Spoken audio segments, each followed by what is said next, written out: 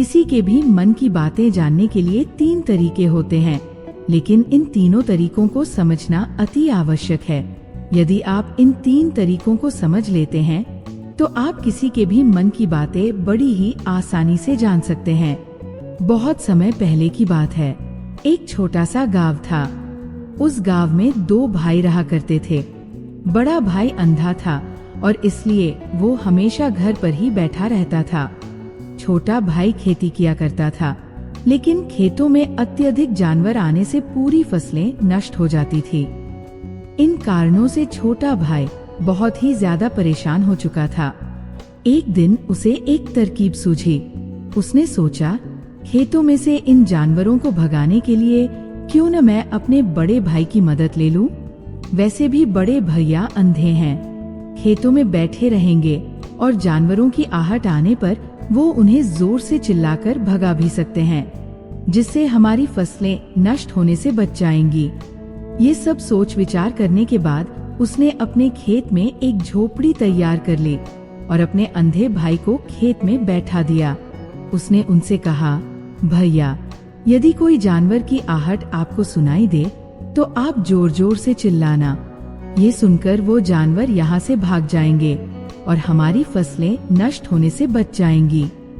बड़ा भाई खुशी खुशी अपने छोटे भाई की बात मान लेता है और वह उस दिन से खेत में ही रहना शुरू कर देता है। जब भी किसी जानवर की आहट उसे सुनाई देती तो वो जोर जोर से चिल्लाने लगता, जिससे वह जानवर वहाँ से भाग जाता। ऐसा करते करते कई दिन बीत चुके थे।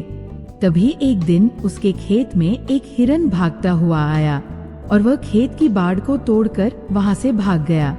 लेकिन उसे हिरन का पीछा करते हुए एक राजा भी उस खेत में आ पहुँचा। तभी राजा की नजर उस अंधे भाई पर पड़ती है।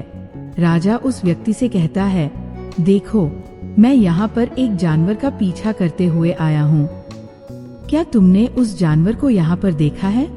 पर वह व्यक्ति कहता है, हे राजन, मैं तो अंधा हूँ, मैं भला किसी जानवर को कैसे देख सकता हूँ?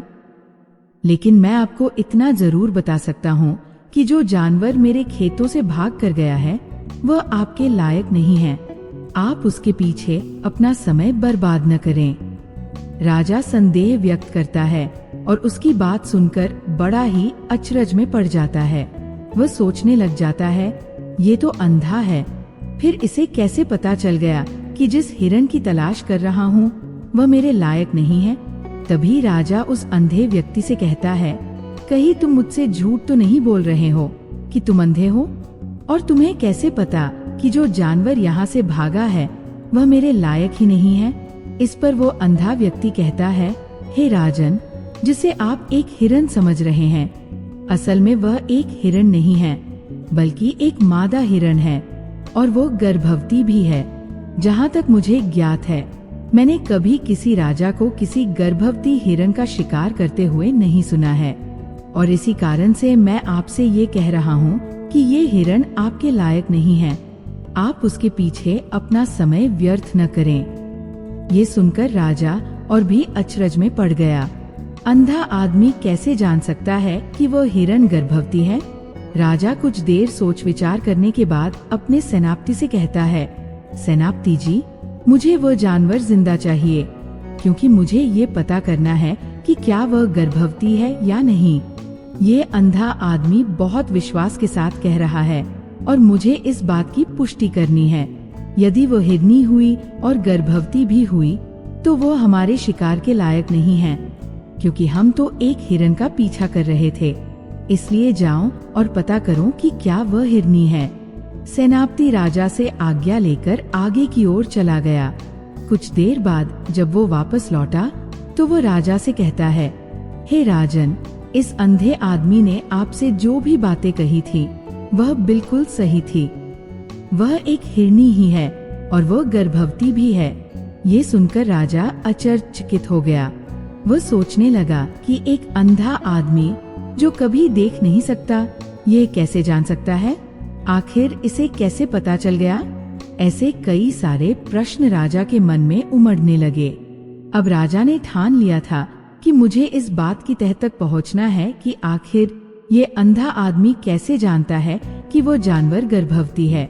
ये सोचकर राजा उस अंधे आदमी के पास जाता है और कहता है, देखो, मैं ये तो नहीं जानता कि तुम सचमुच में अंधे हो या नहीं, लेकिन मैं तुमसे एक बात जानने आया हूँ।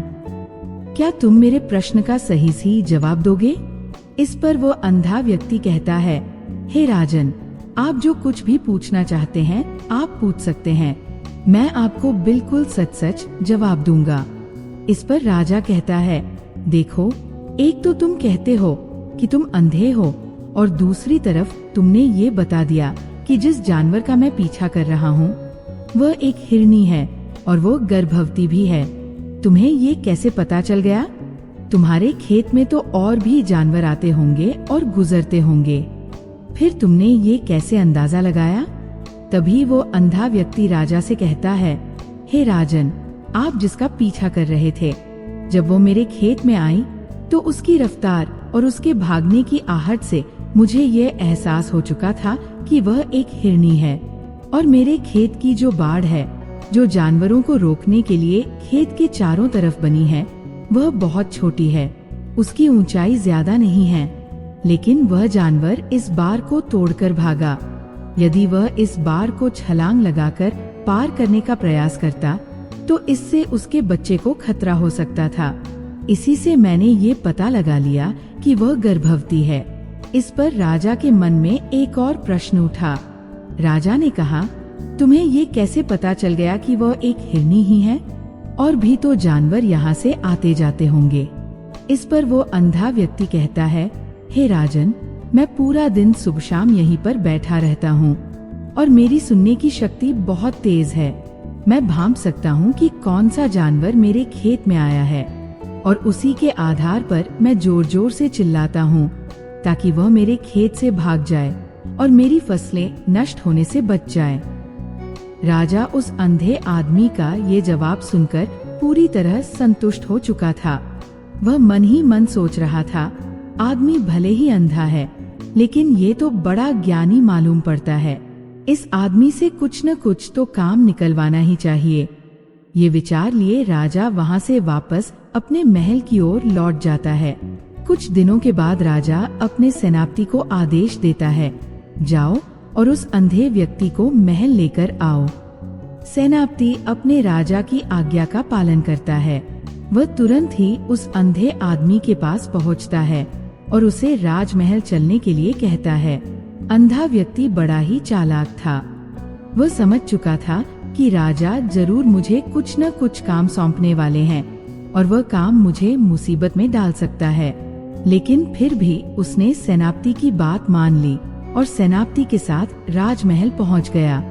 राजमहल पहुंचते ही राजा उस अंधे व्यक्ति से कहता है, आप तो बड़े ज्ञानी हैं, आपको किसी भी बात का पता बड़ी आसानी से चल जाता है। आज मैंने आपको यहाँ इसलिए बुलाया है क्योंकि मैं आपसे ये जानना चाहता हूँ कि मेरी पत्नी पतिव्रता है या नहीं। इस पर वह अंधा व्यक्ति कहता है, हे राजन, ये कैसा प्रश्न हुआ?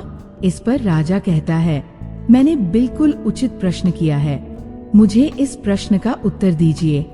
इस पर वो अंधा व्यक्ति कहता है, हे राजन, ये सारी बातें जाने दीजिए। आपकी शादी को इतने साल बीत चुके हैं और अब आप ये बात क्यों जानना चाहते हैं? आपके मन में ऐसे प्रश्न क्यों उठ रहे हैं? इस पर राजा जिद करते हुए कहता है, आपको मुझे इस प्रश्न का उत्तर जरूर देना होगा।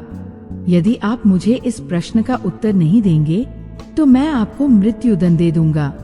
राजा के मुंह से ये बात सुनकर वो अंधा व्यक्ति कहता है, हे राजन, यदि आप इस प्रश्न का उत्तर जानना चाहते हैं तो इसके लिए आपको मेरा एक काम करना होगा। राजा कहता है, बोलो, मुझे क्या काम करना होगा? इस पर वो कहता है, इसके लिए आपको अपनी पत्नी को मेरे साथ कमरे में अकेले छोड़ना होगा। उस अंधे व्यक्ति की ये बात सुनकर राजा पहले तो क्रोधित हो जाता है, लेकिन फिर कुछ सोच विचार करने के बाद वह उस अंधे व्यक्ति की बात मान लेता है और अपने सेनापति को आदेश देता है, सेनापति जी, इस व्यक्ति को और मेरी पत्नी को एक कमरे में कुछ देर के लिए अकेला छोड़ दें। सेनापति बिल्कुल वैसा ही करता है। अब राजा की पत्नी और वह अंधा आदमी एक कमरे में बंद हो चुके थे। तभी अंधा आदमी राजा की पत्नी से कहता है, रानी, मैं आपको छूना चाहता हूँ। इस बात पर रानी अत्यधिक क्रोधित हो जाती है और उस अंधे व्यक्ति को पकड़ कर पीटने लगती है, कभी हाथों से, कभी लातों से, तो कभी पटक कर। इस तरह उसने अंधे आदमी की बहुत पिटाई की। उसके बाद किसी तरह से वो अंधा आदमी अपनी जान बचाकर वहाँ से भाग निकलता है और राजा के पास पहुँचता है। वह राजा से कहता है, हे राजन, आपकी पत्नी पतिव्रता नहीं है। ये बात सुनकर राजा अत्यधिक क्रोधित हो उठता है। राजा अपनी तलवार म्यान से निकालकर सीधा अपनी पत्नी की ओर जाता है। क्रोधित होकर वह अपनी रानी से कहता है, रानी जी, आज मैं जो भी सवाल आपसे करने वाला हूँ उसका मुझे सच सच जवाब दीजिएगा, और यदि आपने एक शब्द भी झूठ कहा तो मैं आपका सर अभी आपके धड़ से अलग कर दूंगा। आगे राजा कहता है, मुझे बताइए, आप पतिव्रता है या नहीं। इस बार रानी कहती है, हे राजन, आप भले मुझे जान से मरवा दें, लेकिन आज मैं सच बोलूंगी, मैं पतिव्रता नहीं हूँ। राजा ये बात सुनकर बहुत ही दुखी और निराश हो जाता है। उस अंधे आदमी ने जो भी कहा था वह बिल्कुल सच कहा था। ये बात सुनकर तुरंत ही राजा उस अंधे आदमी के पास पहुंचता है और उससे कहता है, तुम्हें कैसे पता चला कि मेरी पत्नी पतिव्रता नहीं है। अंधा आदमी कहता है, हे राजन, बड़ी सीधी सी बात है, मैंने तो आपकी पत्नी से बस इतना ही कहा था कि मुझे आपको छूना है। इस बात पर वो इतनी क्रोधित हो उठीन कि उन्होंने गुस्से में आकर मुझे लात घूंसों से पीटना शुरू कर दिया। भला कोई औरत किसी पराये मर्द को कैसे छू सकती है, लेकिन उन्होंने ना आव देखा ना ताव, बस लात घूंसों से मुझ पर बरसना शुरू कर दिया। देखते ही देखते उन्होंने मेरे पूरे शरीर को छू लिया। अब आप ही बताइए, ऐसी स्त्री भला पतिव्रता कैसे हो सकती है। इस बात पर राजा कहता है, तुम तो बड़े ज्ञानी मालूम पड़ते हो, तुम्हारी बात बिल्कुल सही है। चलो तुम मेरे एक और प्रश्न का जवाब दो। अगर तुमने मुझे इस प्रश्न का सही जवाब दे दिया तो मैं तुम्हें यहाँ से जाने दूंगा। राजा उस अंधे आदमी से कहता है, तुम मुझे बताओ, क्या मैं सच में अपने पिताजी का ही बेटा हूँ या फिर किसी और का। इस पर अंधा आदमी कहता है, हे राजन, इस बात से आपको क्या लेना देना, आप किसी की भी औलाद हो, आखिर आप इस राज्य के राजा ही हैं, इसलिए इस प्रश्न को जाने दीजिए। राजा कहता है, नहीं नहीं, मुझे इस प्रश्न का सही जवाब चाहिए, अन्यथा ये प्रश्न मुझे बहुत परेशान करता रहेगा, इसलिए मैं इसका सही जवाब आपसे जानना चाहता हूँ। यदि तुम इसका सही जवाब दे देते हो तो तुम यहाँ से जा सकते हो। इस पर वो अंधा आदमी कहता है, इसके लिए तो मुझे आपकी माँ के पास भी जाने की आवश्यकता नहीं है। मैं आपको अभी भी ये बता सकता हूँ कि आप किसकी औलाद हैं, लेकिन उससे पहले मैं चाहता हूँ कि आप मुझसे वादा करें कि आप मुझ पर क्रोध नहीं करेंगे। राजा ने कहा, मैं तुमसे वादा करता हूँ कि मैं तुम पर क्रोध नहीं करूँगा। उसके बाद वह अंधा आदमी राजा से कहता है, राजन, आप तो अपने ही पिता के पुत्र हैं, लेकिन आप पर एक कंजूस सेठ की छाया पड़ी हुई है। ये सुनकर राजा बहुत ही क्रोधित हो उठा और वो तुरंत तलवार निकालकर अपनी माँ के पास पहुँच जाता है। वहाँ पर पहुँचने के बाद वो अपनी माँ से कहता है, माँ, मुझे सच सच बताइए, क्या मैं अपने ही पिता का पुत्र हूँ या नहीं। यदि आपने मुझे सही नहीं बताया तो मैं यहीं पर प्राण त्याग दूंगा। मुझे बताओ, क्या सच है। इस पर राजा की माँ कहती है, बेटा, तू है तो अपने ही पिता का पुत्र, लेकिन तुम्हारे ऊपर एक कंजूस सेठ की छाया पड़ी हुई है। जब मैं एक बार नहाने के बाद अपना मुंह आईने में देख रही थी, तभी उस कांच के पीछे मुझे एक कंजूस सेठ नजर आया था और उसी की छाया तुम पर पड़ चुकी है। ये सुनते ही राजा और भी ज्यादा अचरज में पड़ जाता है और वह तुरंत दौड़ा दौड़ा वापस उस अंधे आदमी के पास पहुंचता है। राजा उस अंधे आदमी से कहता है, तुम्हें कैसे पता चला कि मुझ पर एक कंजूस सेठ की छाया पड़ी हुई है। इस पर अंधा आदमी कहता है, राजन, आपने मुझसे कई सारे सवाल पूछे, जिनका जवाब भी मैंने आपको सही से दिया। यदि कोई और राजा होता तो मुझे उसके बदले ढेर सारे इनाम दिए होते, लेकिन अब तक आपने मुझे एक फूटी कौड़ी भी नहीं दी। इस बात से मैंने अंदाजा लगा लिया था कि आप बहुत कंजूस हैं।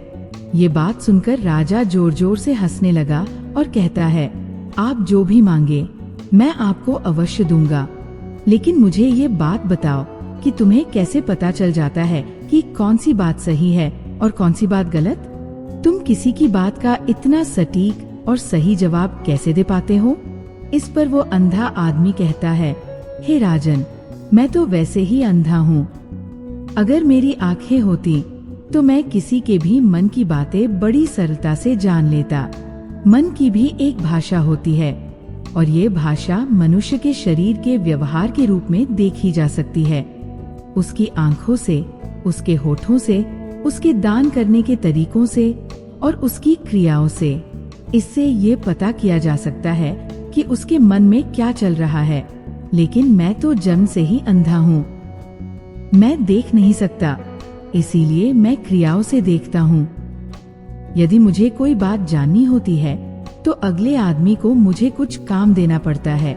जिस तरीके से वह व्यक्ति उस काम को करता है, उसके आधार पर ही मैं ये पता लगा पाता हूँ कि आखिर उसके मन में क्या चल रहा है।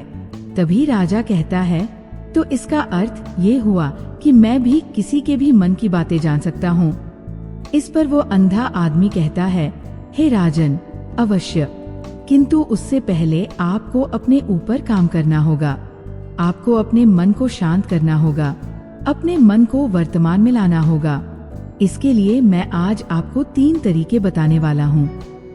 ये तीनों ही तरीके बड़े ही आसान और सरल है, किंतु हे राजन, उससे पहले आपको एक काम करना होगा, अपने मन को एकाग्र करना होगा। जब हम अपने मन को एकाग्र करते हैं और अपने मन को वर्तमान में लाते हैं, तभी हम दूसरे के मन की बातें जान सकते हैं, क्योंकि वह व्यक्ति अभी भी अपने मन में वर्तमान में ही सोच रहा होता है। अगर हमारा मन अतीत की घटनाओं में डूबा हुआ है तो हम ये नहीं जान सकते कि वह व्यक्ति वर्तमान में क्या सोच रहा है। इसलिए किसी के भी मन की बातें जानने के लिए सबसे पहले हमें अपने मन को एकाग्र करना होगा। राजा ने कहा, मुझे ये विद्या सीखने की बहुत उत्सुकता है। अंधा व्यक्ति ने जवाब दिया, हे राजन, सबसे पहले आपको अपने मन को एकाग्र करना होगा और उसे वर्तमान में लाना होगा।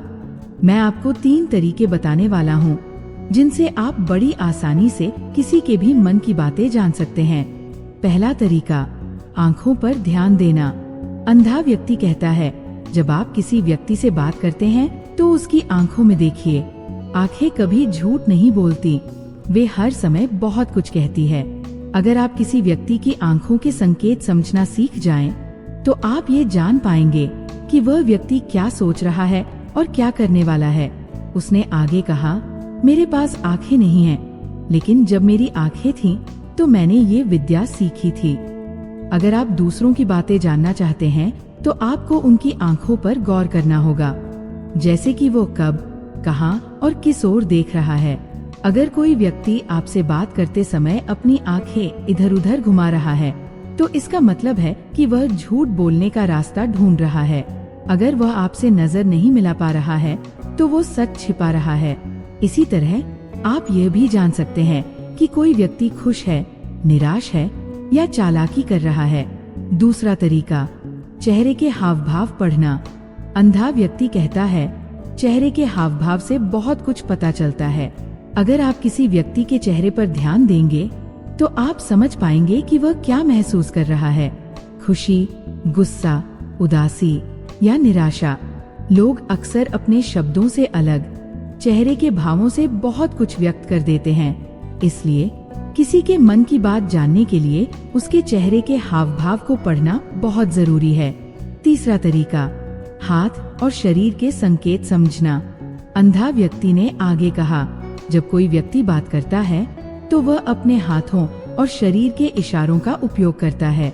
उसके हाथ हिलाने का तरीका, बार बार चेहरे पर हाथ लगाना, हाथों को मसलना, ये सभी संकेत उसके मन की बात बताते हैं। शरीर के संकेतों को समझने के लिए आपको उसके व्यवहार को ध्यान से देखना होगा। इससे आपको पता चलेगा कि वह व्यक्ति आपकी बातों पर कितना ध्यान दे रहा है और उसके मन में क्या चल रहा है। इन 3 तरीकों को समझने के लिए उसने कहा, आपको खुद को शांत रखना होगा, अपने मन को एकाग्र करना होगा और उसे वर्तमान में लाना होगा। अगर आपका मन अतीत या भविष्य में उलझा रहेगा तो आप किसी के हाव भाव को समझने में असमर्थ रहेंगे। राजा ने पूछा, क्या मैं भी ये विद्या सीख सकता हूँ? अंधा व्यक्ति ने कहा, हाँ राजन, लेकिन इसके लिए आपको मेरे साथ रहकर अभ्यास करना होगा। जब आप अपने मन को नियंत्रित करना सीख जाएंगे तो आप भी दूसरों के मन की बात जानने में सक्षम हो जाएंगे।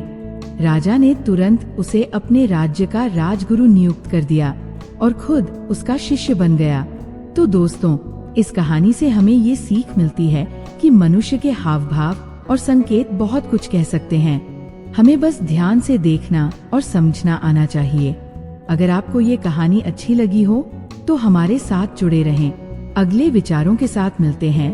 तब तक के लिए धन्यवाद।